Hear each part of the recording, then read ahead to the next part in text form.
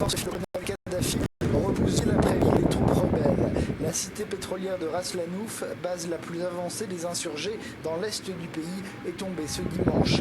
Les rebelles ont quitté la ville après d'intenses bombardements de roquettes et d'obus. Le peuple libyen réclame le drapeau vert, le drapeau de la liberté. Les gens ont besoin de Mouammar, ils ont besoin de la liberté. Nous nous sacrifions pour notre patrie, nous libérerons toute la Libye. Brega, site pétrolier stratégique, a également été repris par les forces gouvernementales. Les rebelles défendent à présent Ajdabia, dernier verrou avant leur fief de Benghazi, où siège le Conseil national de transition, l'organe de l'opposition. Un combat qui s'annonce difficile, comme l'admet cet insurgé. Il va tuer beaucoup de monde et j'ai peur pour Ajdabia parce qu'il continue d'avancer et nous reculons. Nous n'avons pas d'armes lourdes. Ce samedi, la Ligue arabe réunie au Caire a donné son feu vert à la mise en place d'une zone d'exclusion aérienne en Libye.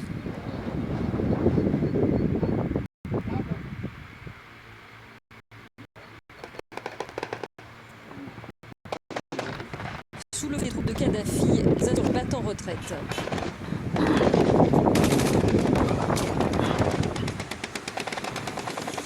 Une scène devenue classique des affrontements qui se déroulent dans l'est de la Libye.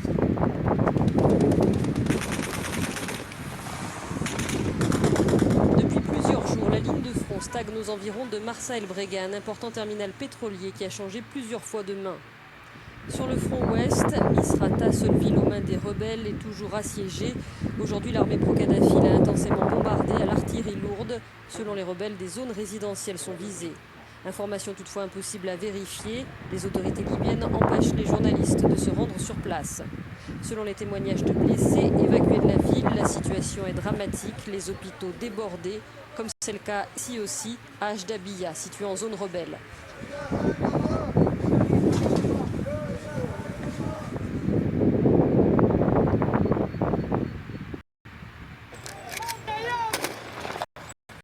Cachant leurs munitions, une fois de plus, les soldats de la Révolution entament avec entrain leur 4e semaine de combat. Pourtant ici, tout le monde le sait, les armes commencent à manquer et les corps sont fatigués. Ras Lanouf tombé, les forces insurgées se repositionnent pour protéger Brega et sa raffinerie. C'est l'heure de galvaniser les troupes.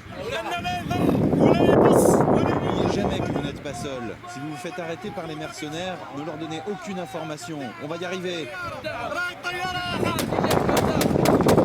Mais Kadhafi a promis d'aller vite, très vite.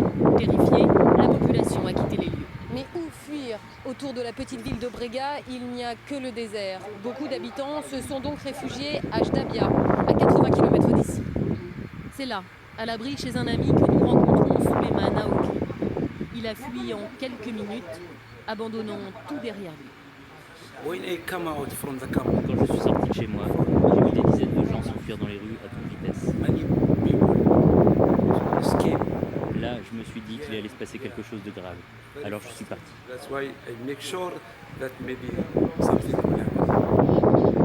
Mais le vieil homme qui l'héberge ne veut pas croire à une retraite des insurgés. C'est notre terre. Ils ne l'auront pas. Entre crainte et espoir, la Libye est désormais coupée en deux. Résultat d'un long travail de sape des forces loyalistes pour une reprise en main du pays.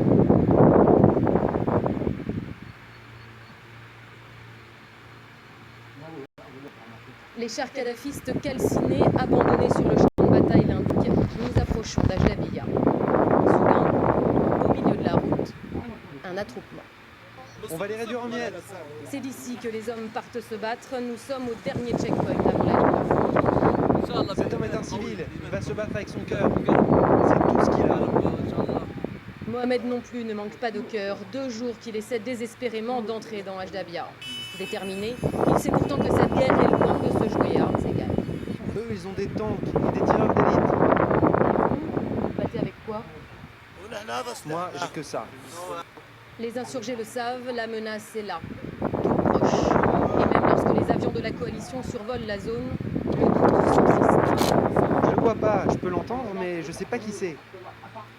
Dans cette guerre, les informations sont rares et la rumeur tenace. Alors ici, on attend des ordres, on prend un peu de repos avant de repartir et surtout, on accueille les blessés qui reviennent. Ça va, Je suis juste blessé au cou. Je veux rentrer chez moi. Ne t'inquiète pas, on te ramène, tout va bien. N'oubliez pas de ramener ma voiture, hein. Malgré les pertes en hommes et en matériel, les troupes insurgées ne désarment pas. Avec l'aide des frappes de la coalition, elles espèrent continuer leur progression.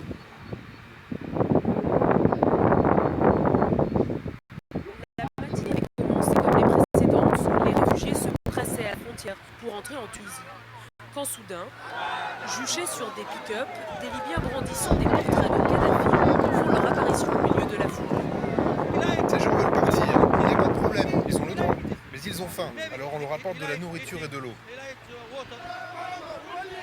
Chant à la gloire du guide, démonstration patriotique. Ces partisans en profitent aussi pour donner quelques interviews.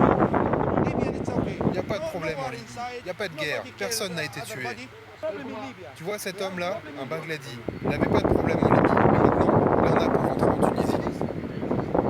Étienne, à ce que nous interrogions, des réfugiés soigneusement sélectionnés. Y a pas de problème, dans 2-3 jours, je retourne en Libye.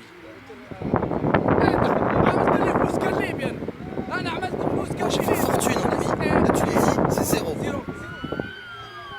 La scène est à peine croyable.